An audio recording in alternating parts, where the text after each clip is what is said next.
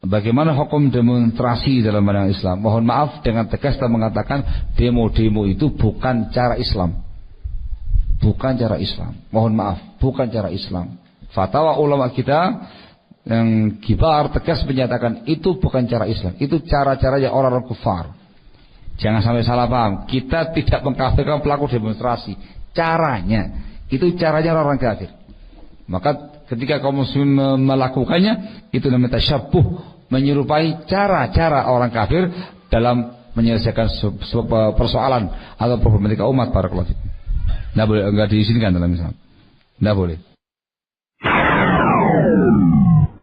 Bagaimana menyikapi fitnah jihad dengan demonstrasi? Pertama, enggak ada jihad dalam bentuk demonstrasi. Enggak ada jihad dalam bentuk demonstrasi. Demonstrasi tidak boleh disebut jihad. Jihad dari sisi apanya? Demonstrasi itu kebiasaan orang-orang kafir. Bukan ajaran Islam. Nah, bukan ajaran Islam. Riwayat-riwayat yang dinukil dari sahabat melakukan demonstrasi ini, tidak, itu bukan bentuk demonstrasi. Jika riwayat tersebut sahih. Ya. Rasulullah SAW tidak mengajarkan untuk melakukan demo. Para sahabat pun demikian. Nah, para tabi'in, para ulama, Imam Syafi'i, Imam Ahmad, tidak pernah mengajak untuk melakukan demonstrasi.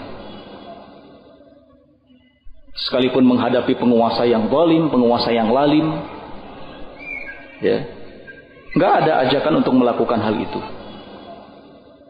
Demonstrasi bukan jihad, jihad bukan demonstrasi.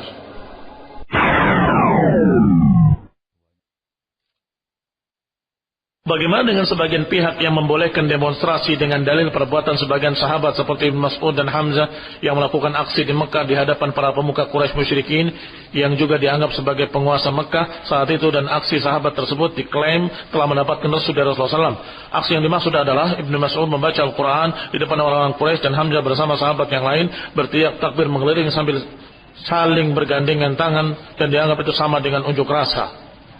Ikhwani fillah azakumullah. Jangan berpura-pura bodoh.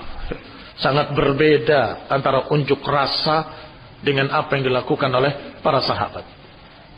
Dan keadaannya juga sangat berbeda antara apa yang dilakukan oleh mereka di zamannya dan apa yang sekarang terjadi. Pertama, mereka menegakkan hujjah, yaitu dengan mengucapkan la ilaha illallah Muhammadur Rasulullah. Berharap kalau mereka masuk Islam, mendengarkan, dan mereka tahu mereka akan dipukul demikian dan demikian.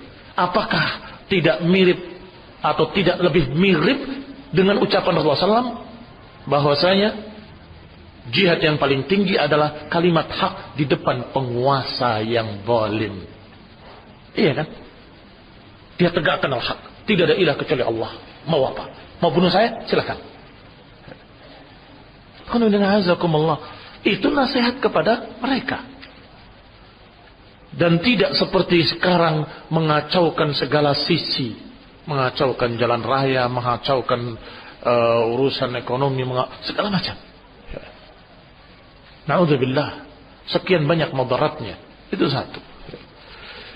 Yang kedua, barakallahu fikum, waktu itu tidak ada penguasa. Di zaman jahiliyah, siapa yang kuat dia yang menang.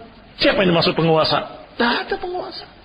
Maka tidak sama dikatakan itu demonstrasi pada penguasa. Penguasa yang mana? Taib, itu jawaban kedua.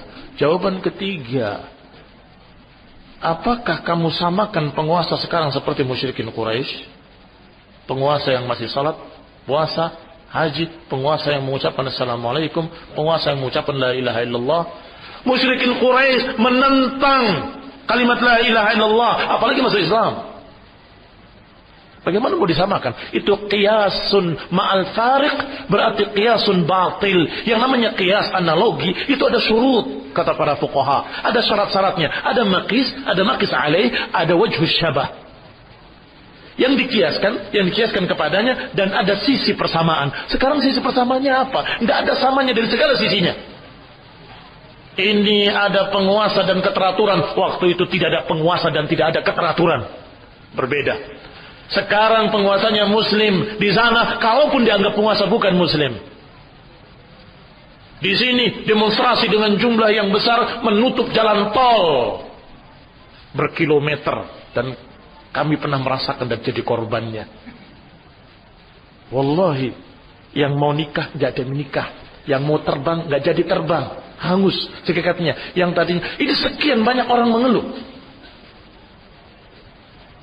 Yang mau nengok, mau mendengarkan atau mau menasihati seseorang yang akan wafat sudah wafat duluan. Sahih, sakit keras, saya akan datang, saya akan berbicara. Sampai sana sudah mati. Karena hampir sekian belas jam perjalanan dari Cirebon ke Jakarta. Hampir 20 jam. Gara-gara apa? Gara-gara demonstrasinya mereka kaum buruh yang bau-bau sosialis. Ikhwan fillah, kaum muslimin rahimani wa rahimakumullah. Sampaikan aspirasi sendirian, kenapa sih takut? Datang. Kami ingin menyampaikan sesuatu. Diterima alhamdulillah. Enggak diterima melalui orang yang lain yang bisa diterima. Kalau diterima alhamdulillah, sampaikan. Kami dari organisasi ini, kami memberikan nasihat kepada bapak-bapak. Mudah-mudahan bapak bisa memahami apa yang kami maksud. Bahwa kami rakyat, kami membutuhkan begini dan begitu. Alhamdulillah, beberapa kaum muslimin sampai dan bisa menasehati. Mau apa? Siapa bilang tidak bisa? Apalagi melalui orang-orang yang lain yang bisa sampai kepadanya lebih mudah lagi. Barakallahu fikum.